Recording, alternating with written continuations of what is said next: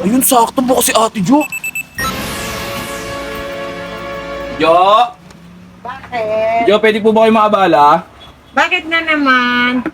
Mangungutang sana ako, te. Mangutang ka na naman? Yung utangin mo. Ano, te Jo? Isang sakong bigas. Isang box ng dilata. 3 MP lights. 2 kahang Malboro. Ito, te Jo, nagdala na nga po ng listahan para hindi ko makalimutan eh. Tapos isang Colgate po, 5 piatos, isang tray na itlog.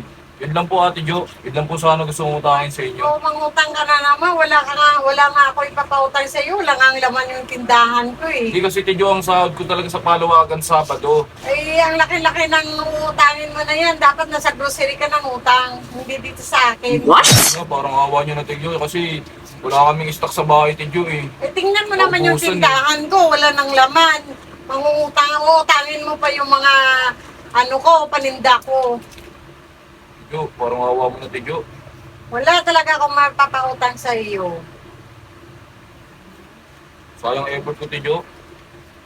Eh, tingnan mo naman yung tindahan ko. Dapat doon ka sa grocery mangutang kasi doon ang maraming uutangin.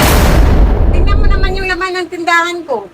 Sige Ate Jo, okay lang. Ang dami niyo pong sinabi. Oo. Dapat sinabi niyo lang, hindi niyo papautangin. Sige Ate Jo, salamat po.